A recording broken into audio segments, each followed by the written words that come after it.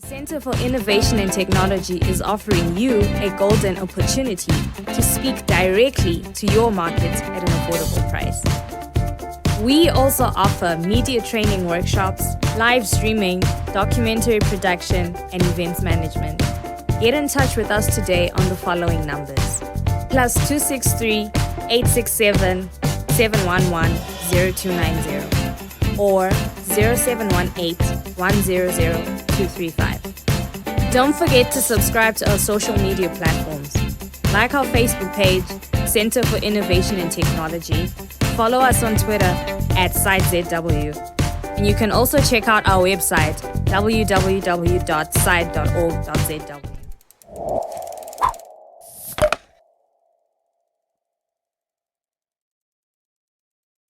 It's a very good morning to you. Welcome to Asake Online. This is Zenzele Ndebele, and today in our Breakfast Club, we'll be talking about one of the liberation struggle heroes who has been forgotten about the history.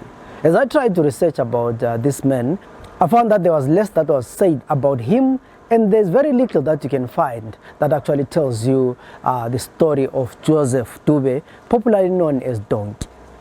This man joined the liberation struggle around 1961 after he had left Zimbabwe with a company called Lisbik, and then he went to work in Zambia. He was one of the first trained zebra cadres way back in the 1960s, and he fought in the liberation struggle up until 1980. Around 1979, he came back to be one of the commanders who actually worked on the integration of Zanla and Zebra. He was the chief of staff.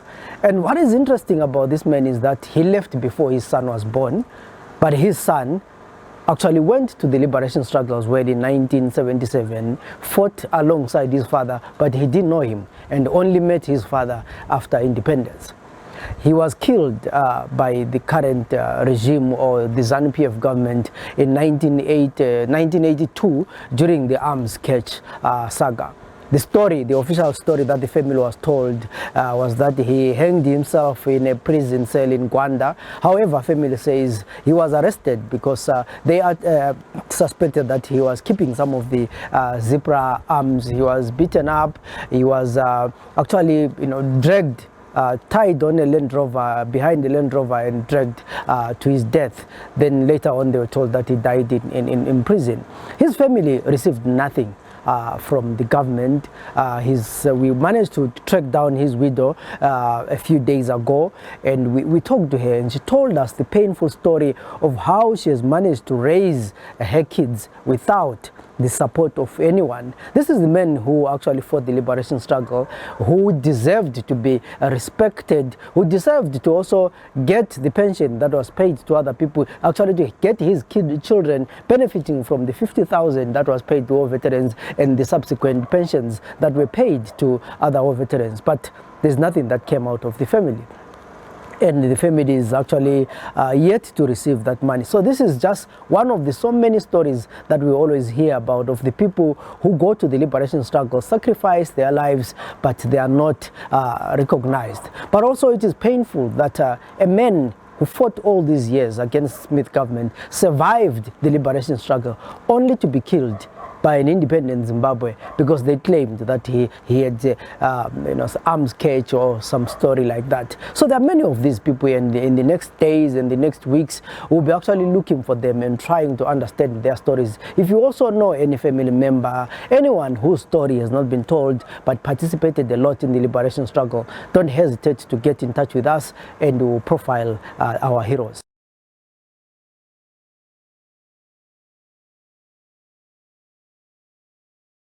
Kokole ngasitshela nje ukuthi lina lizelwe ngaphi ngawuphi umnyaka?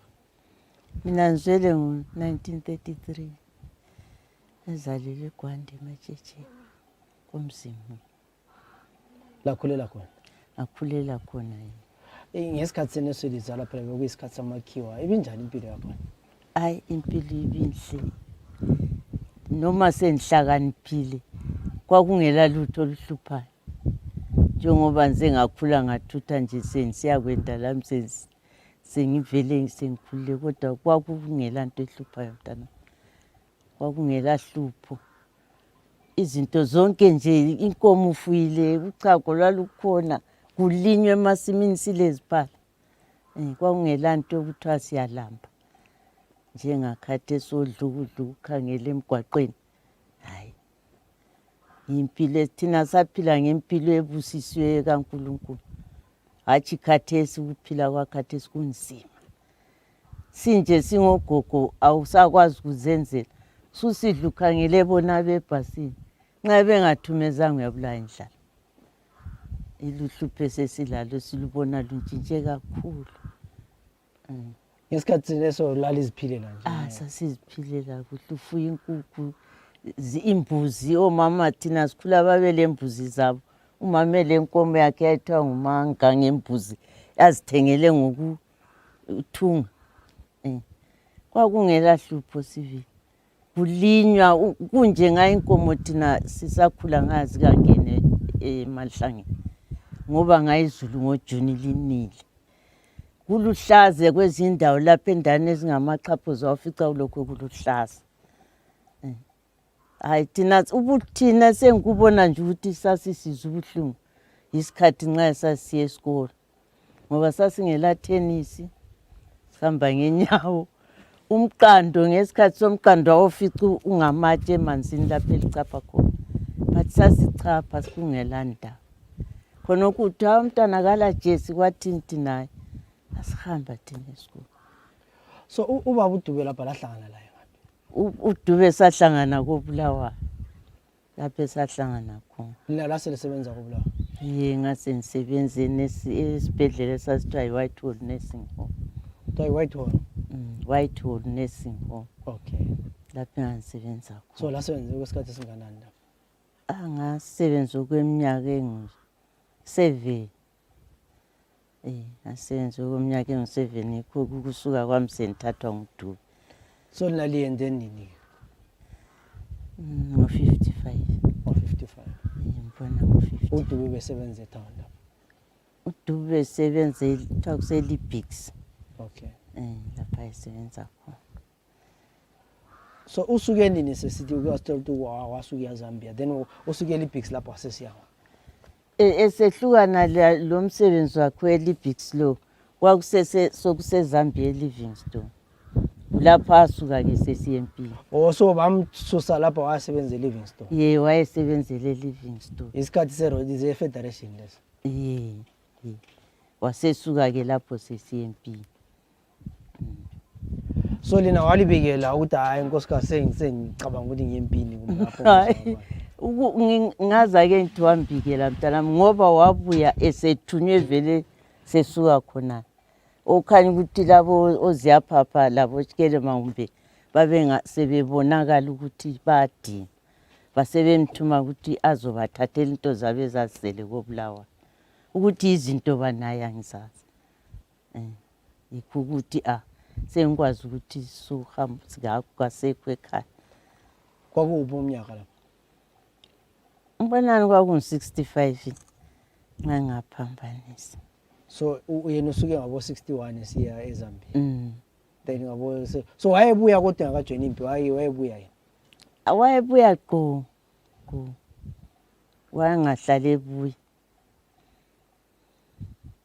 so from 65 kuze kuyefika 1980 kazange ligxobe lapho mina nzange ngimbuke so kulabantwana phela lapho abakaDube lami besithi labantwana bathathu kodwa umfana swasitshiye omncane unguyayisicini amankazana amabili omunye umama wayena okay so asithi it was from 1965 to 1980 ubaba usempini lapha abantwana libakhulisa njani impilo injani impilo yayinganzima kangako mntanami njengoba ngisithi nganisebenza noma amakhiwa esipho kuncane sesisithi kuncane kodwa lesansikhathi sasibona ku-right ngoba babekupha leyo madlana lokudla bakunike le ndlu yokulala abanye emayadini sasilala sizuze indawo sikhulisa abantwana ngayo imali yakhona lo msebenzi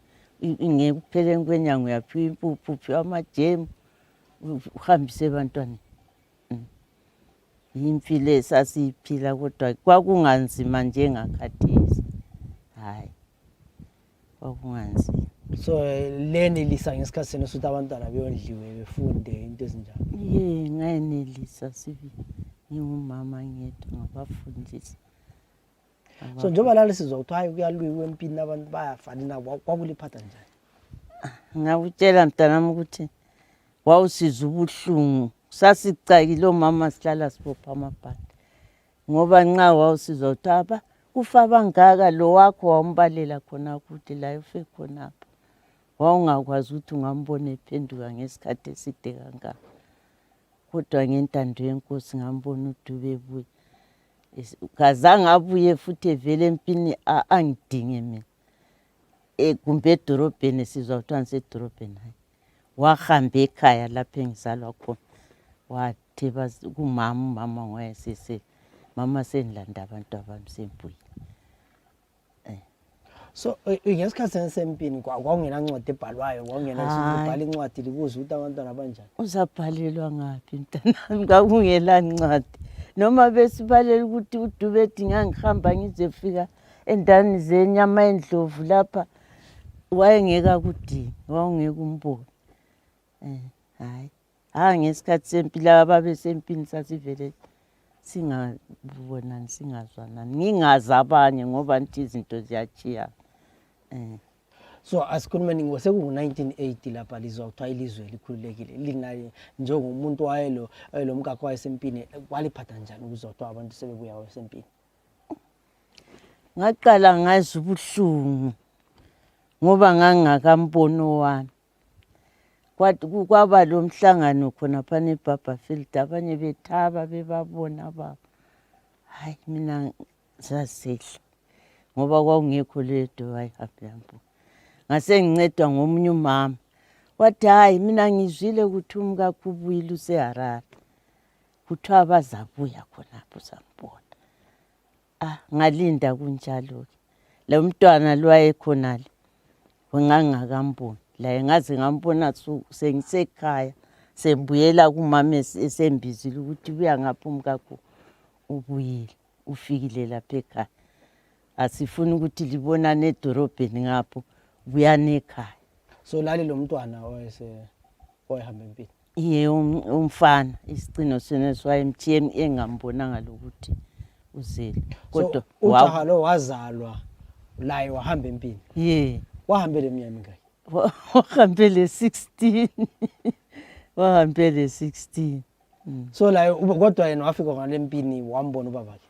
Wayengeka mazi baba baze bazoyazanela khona phe ekhaya sesibahlanganisa. Nguyena lo ngimtshe ukuthi swasithiye. Ulithiye nini? Enje kunini? 2012. So lisithele gogo idaily kati bus lisiye ekhaya lapha siyahlanganiswa kwakunjani? Hayi kwakuthokozisa wawuthaba phela lawe usumangala ukuthi iminyaka yonke leyo muntu ungathi ubuyile. Hayi ngiza kuyambona. So lapha lahlaba inkomo lapha ekhaya inkukhu kwaba. Hayi asihlaba inkomo. Sahlala nje sathokoza kwadliwa lokho kwakukhona. So lisuka njani ke eGwanda selisiza lapha? eGwanda ngithi mina wathi efika phela uDubeni lokho engisemsebenzini sensondla khona okungumama lokho yikho ngibeletha kwapha emsebenzini wasebuya ke sesithi hayi mina ngisafuna ukuthi siyehlala eFlabus sengifuna ukudinga indawo ngase ngane hayi ngifuna ukubaleka ngoba ubaba wakho naye inkonzo ngase sithi ngiphinde nye kwakha futhi umuzi la wena khonapho ubuya labo mama omnye umama ukuthi uzithwele obuye laye wathi mina ngazi wena laba abanengi yakwazi ukuthi angibaza nzange ngihlale la yikho ke ngase ngihlaselwa kakhulu ngumna wami isicino sangitho ngifana wathi sisi umuntu lo sadla kuye ngumkhwenya ukuhamba wakhe egangeni ethenya wayengatsho ukuthi ukulahlile yikho ungayekela ukuthi uhambe kwakhalala umuntu ukholisa ukuthi usasebenza usebenza lokhu kuyaphila uzaluphala ugcina ungasakukwanisa. Hambe kwakho umuzi lo mkakho. Yikho engikutshela khona ngangimlalela sasithandana. Ngavuma ukuthi ngibuye ngizokwakho. Lachiya umsebenzi. Ya ngachiya umsebenzi. Ngachiya sibi kuhle lamakhe wakho nenithanda. Kodwa hayi ngachiya. Ngoba umfana wathi hayi. Umkakho nxa esebuyile, umkakho owalobola wakhuphuka ngazi walobola. Singeke sithi ungayibuye ngoba sehambe isikhathi eside. Yikho kubuyela kwami ngihlala ke ngizokwakho umuzi. So le yakho umuzi lapha yena wenzani? uDube. uDube lokho esilalatshana ehamba ngeLand Rover. Abuye khonapha esilalatshana abuye khonapha. So lapha esehamba Land Rover wayesebenzela iparty kumbe wayesebenzela igovernment? Lapho ke mntanami ngikwazi ngoba yena wayesesilalatshana ukuthi wayesebenzela igovernment uphathayo ngeke ngikwehlukanise. Ngeke ngikwehlukanise. Kodwa phela uDube wayengani phela umuntu oqhakathekileyo kuzipha lapha. Wayekele ixoxele nje ukuthi bona benzani emsebenzini. Wayekele ukuthi wayeke xoxelani nje ukuthi bona emsebenzini benzani into zonke ezinjalo. Umuntu lana wayelolaka kakhulu uxoxa ngento lezi wayengathandi. Kodwa nje into ayelokhu entshela nayo ukuthi hayi izinto zempini vela safuni. Zinhlukulu zeyakhulu ngihlala egangeni kakhulu. Izinto ezazingani ukhuluma ngazo. So uhlala esilalatshana lapha kuze kube nini? Baba esilalatshana. Ngikwazi ukuthi bahlala isikhathi esinganani khonapha esilalatshana. Hayi. Ukuthi wayehlanganisa ukuba sesilalatshana la khonapha ethwasiswa khona. Yikho ngaza ke kulungisa into zakhona. So wayesefuna ukuba inyanga. Wayesefuna ukuba inyanga.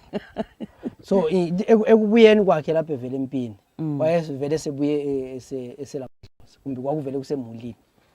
Hayi emulini anzange ngikubone mntanami. Zange ngikubone Ndebele. Ngakubona sebuya lapho nje sesithi selezinyoka.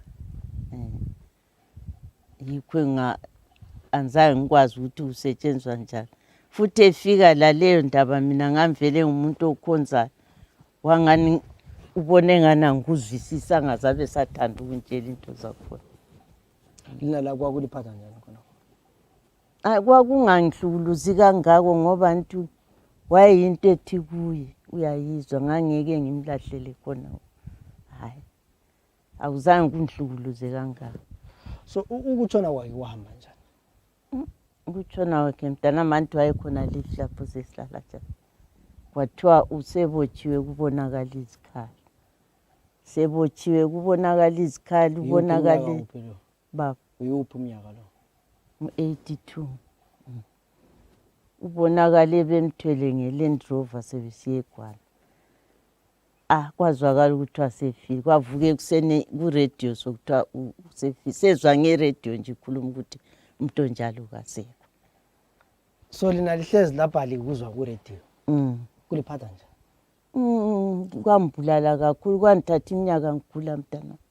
Ngoba ngicabanga ngendlela engezwa uthiwa wayelengiswe likhanda phansi. Inyawo zibotshele phezulu eLand Rover. Hayi kwanzisa ubuhlungu. So bamdonsa ngeLand Rover. Besuka la efika lapho sesekwanda. Nxa ngisizwa siyonto engayibonayo angithi ikuzwa lo. Hayi lokho kwanhlukuluza wanthatha isikhathi ngoba kwakuze kungigulisa. Nxa ngingacabanga ukuthi umuntu afe ngaleyo ndlela. Kwasokuthi uzibophele esitokisini eGwanda. Yikho lapha i-official statement abalitshelayo. Kwathi uzibophele esitokisini eGwanda. Kodwa azange ubuzise ukuthi umuntu uzibophela njani esitokisini. Ngubani wawungakubuza nje kubani? Anti wawusazi mina isidumbu sithe sizabuya ngoLwesihlanu. Mina ngakhonjelwa ngombhobho ukuthi ngangifuna ukubulawa. Lingasitshela ngakho khona ukuthi kwahamba njani lapha? Babuya wona ama-CIO ehamba lo muntu wayengudriver wakhe ngeLand Rover. Bachiya bembophele phandle njengoba lithi imota yena. Imota zange siyibone. Bambophele esihlahleni? Hayi emoteni. Babuya bangena bona ekhaya ngabona babekwanitheni. Kwakulenja nje ithe yakhonkotha uhlamvu lakhona. Bayidubula? Abantu sasisendlini njengoba kubhuji. silinde ukuthi isidumbu siyavuya kusasa. Bavela bafika bame emnyango bathi sifuna uMangweni. Umama uMangweni akaphume phandle siyamfuna. Ngasuka. Abalikhulumisi. Ngoba babelolaka. Ngasukuma ngaphuma ngembethe ingubo. Bathi lahlo kuyingubo lokho ngiphathelene. Awukwazi ukuthi la umkakho bathi bekulahla kusasa la bekulahla. Sifuna ipistol yomkakho. Ngathi angiyazi.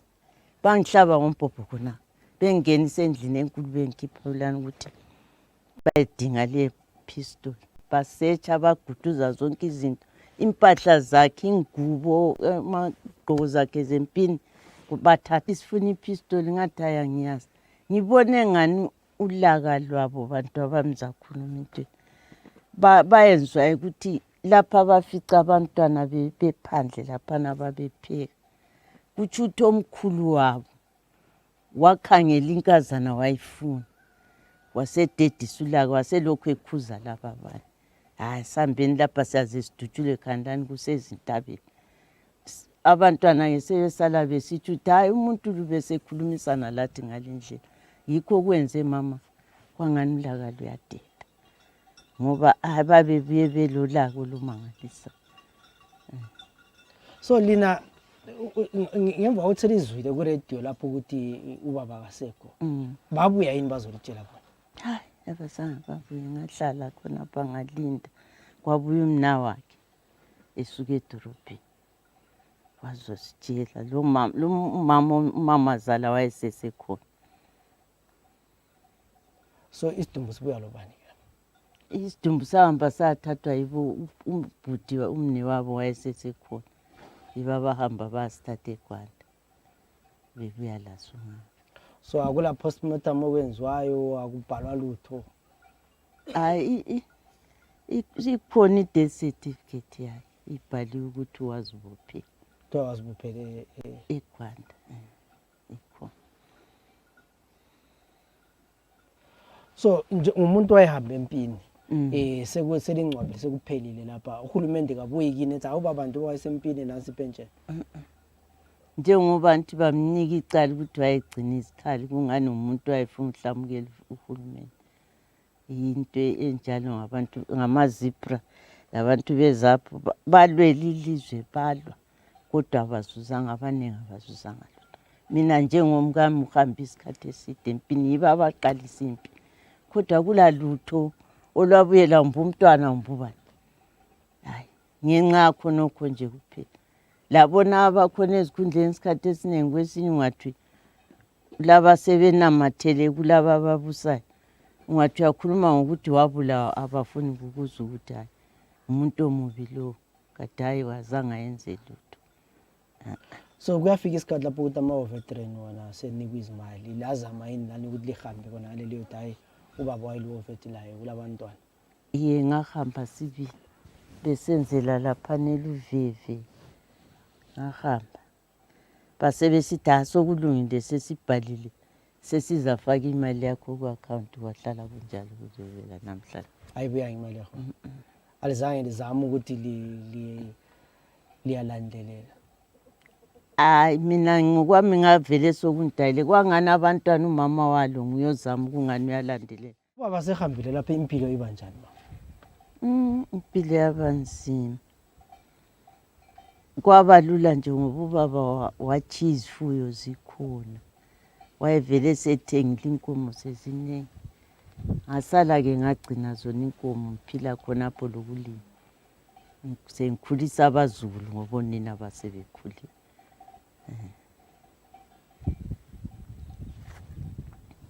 So lina ngesifiso seni lifisa ukuthi ngawo uhlonitshwa njani kuyini elikufisayo? Hayi ngifisa ukuthi ngomsebenzi awenzayo ngawe uyahlonitshwa. La noma ibizo nje lizwakala. Kungabi ngani umuntu abantu bakwazi khonapha sakha kwathi igorili. Kodwa vela umsebenzi wakhe abawuzwa abawubona nganto yabona. Yinto ebuhlungu yona le ukuthi umuntu asebenze umsebenzi ongaka kodwa kungabonakala. Noma kungela sibongo kodwa nje khona ukuthi la ukuzwa owakho ekhulunywa njengabanengi anti uyathokoza manje akuzwakali lutho. This is one of the most painful stories, and actually to imagine that this woman was married to this man, but they spent less than 5 years together. And for all his sacrifices, the family has nothing to show off.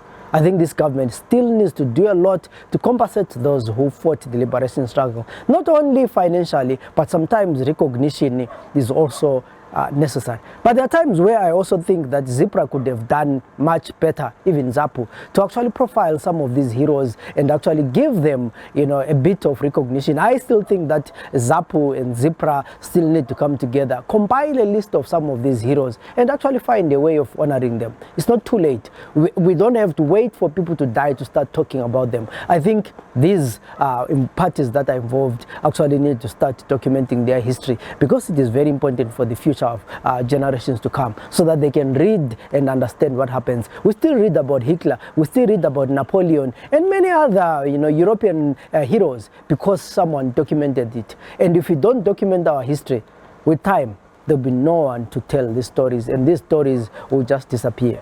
My name is Zenzele Ndebele. Till we meet again tomorrow, have a good day.